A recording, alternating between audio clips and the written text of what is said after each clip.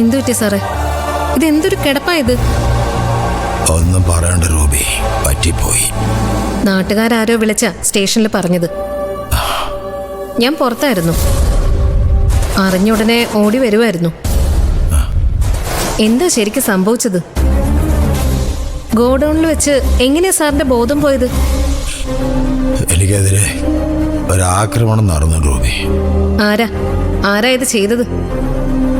ചെയ്തത് ആരാണെന്ന് തൽക്കാലം ഞാൻ പറയില്ല. നാണക്കേടാ. സാർ ഒരു കംപ്ലൈന്റ് എഴുതിത്താ. ഏത് കൊലകൊമ്പനാണെങ്കിലും റൂബി പൊക്കിയിരിക്കും. ഒന്നും വേണ്ട, കേസാക്കണ്ട. ഞാനിവിടുന്ന് ഒന്ന് എഴുന്നേറ്റ് വന്നോട്ടെ. കണക്കൊക്കെ ഞാൻ തന്നെ തീർത്തോളാം. എന്നെ കൊണ്ട് തീർക്കാവുന്നതേ ഉള്ളൂ. കുടിച്ചിരുന്നതുകൊണ്ട് എനിക്ക് തിരിച്ചൊന്നും ചെയ്യാൻ പറ്റിയില്ല. ശരി, കേസാക്കുന്നില്ല. ചെയ്തത് ആരാണെന്ന് പറഞ്ഞൂടെ? ഞാൻ ആരോടും പറയില്ല, എനിക്കൊന്ന് അറിഞ്ഞിരിക്കാമല്ലോ. പറയാം, തിരക്ക് കൂട്ടാതിരിക്കേ. പേര് പറഞ്ഞാലുള്ള കുഴപ്പം അറിയാമല്ലോ റൂബിക്ക്. ഇറങ്ങിക്കഴിഞ്ഞ് ഞാൻ അവരെ തിരിച്ചെന്തെങ്കിലും ചെയ്തു കഴിയുമ്പോൾ വല്ല മർമ്മോ മാറി എന്തെങ്കിലും സംഭവിച്ച പിന്നെ ഞാനാ പ്രതി. മറ്റേതാവുമ്പോൾ അന്വേഷണം ഉണ്ടാവും, എനിക്ക് രക്ഷപ്പെടാനുള്ള സാവകാശവും കിട്ടും. സാറേ, നമ്മൾ രണ്ടുപേരും പോലീസുകാരല്ലേ, നമ്മൾ പരസ്പരം വിശ്വസിക്കണ്ടേ? യൂണിഫോം ഇട്ടതുകൊണ്ട് പോലീസുകാരൻ്റെ സ്വഭാവം എനിക്ക് ശരിക്കും അറിയാം. നമ്പാൻ പറ്റില്ല. അതിപ്പോ സ്വന്തം അമ്മയായാൽ പോലും. തല്ല് കിട്ടിയെന്ന് ഞാൻ പറഞ്ഞല്ലോ. ഇതിവിടം കൊണ്ട് തീർത്തേക്കണം. റൂബി ആരോടെങ്കിലും പറഞ്ഞെന്ന് ഞാൻ അറിഞ്ഞ? ഇല്ല സർ, ഞാൻ ആരോടും പറയില്ല. റിട്ടയർഡ് DSP നടേശനെ ചിലർ കൂട്ടം ചേർന്ന് തല്ലിയെന്ന് പുറത്തറിഞ്ഞ എൻ്റെ മാനം പോവും. പത്രക്കാർ വാർത്തയ്ക്ക് വേണ്ടി മണം പിടിച്ച് നടക്കുക. ഒന്നും ആരും അറിയരുത്, കേട്ടല്ലോ? ഓവ് സർ. എന്നാ പോക്കോ. എന്തെങ്കിലും ആവശ്യമുണ്ടെങ്കിൽ ഞാൻ വിളിപ്പിച്ചോളാം. ശരി സർ. അല്ല, അവര് നല്ലോണം തല്ലിയോ സർ? അത്യാവശ്യം കുഴപ്പമില്ലാതെ പെരുമാറി. അത്രയും തൽക്കാലം റൂബി അറിഞ്ഞാൽ മതി.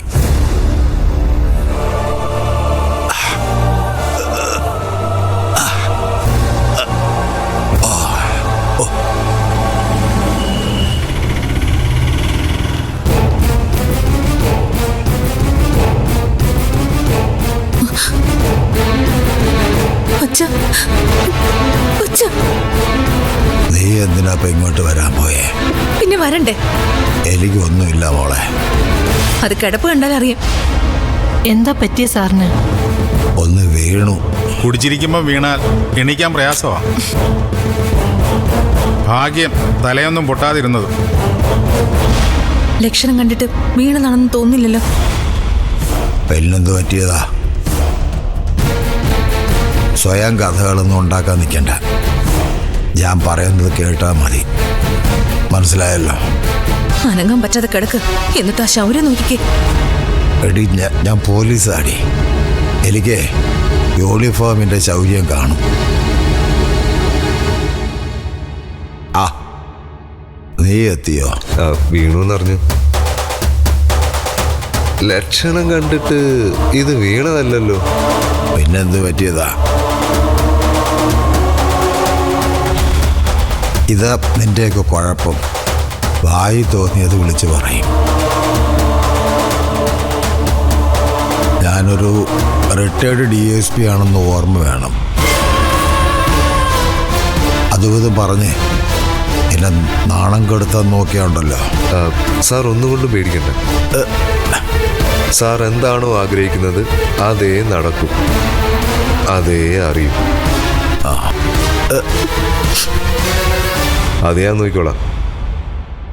നീ ഇങ്ങോട്ട് വന്നേ.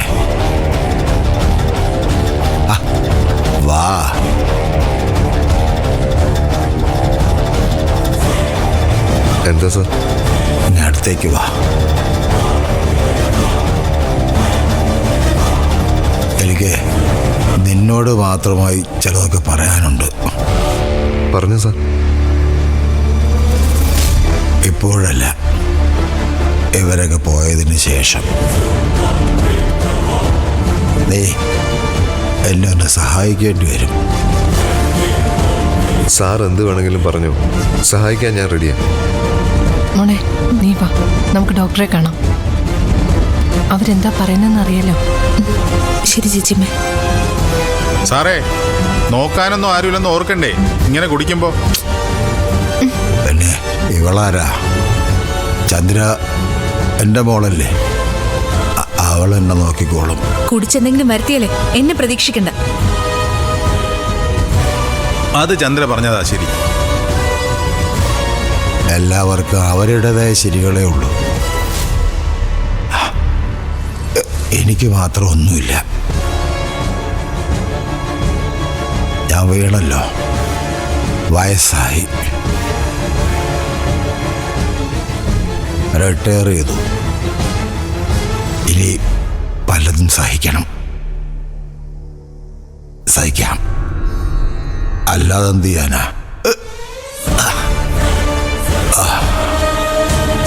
മോള് വാ, നമുക്ക് ഡോക്ടറെ കാണാം.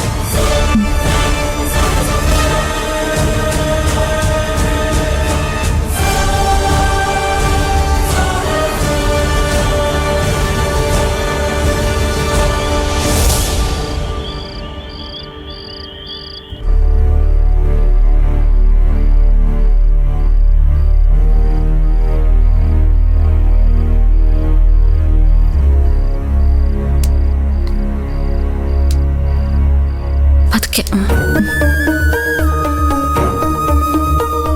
അച്ഛാ, ഈ നടേശൻ സാറിന്റെ ആശുപത്രി പോക്കും നിങ്ങൾ തമ്മിൽ എന്തെങ്കിലും ബന്ധമുണ്ടോ? നടേശൻ സാർ ആശുപത്രിയിലാണെന്നോ? നന്നായി, ദൈവം എൻ്റെ പ്രാർത്ഥന കേട്ടു.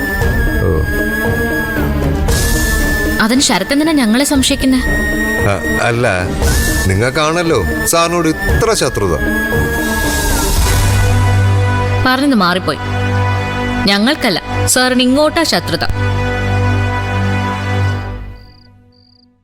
കേസിനെ കുറിച്ചൊക്കെ അറിയാലോ. എന്നിട്ടും ഇങ്ങനെ പറയാൻ തോന്നുന്നുണ്ടല്ലോ എന്ന് ഓർക്കുമ്പോഴാ സങ്കടം തോന്നുന്നത്. അതെനിക്ക് ഒരു തെറ്റ് പറ്റിയതാ, സ്ലിപ്പ് ഓഫ് ടങ്. അയാൾ എങ്ങനെയാ ശരത്തുമോനെ ആശുപത്രിയിലായത്? ആരോ കൂട്ടം ചേർന്ന് മർദ്ദിച്ച് അവശനായ നിലയിൽ ഗോഡൌണിൽ കിടക്കുമായിരുന്നു.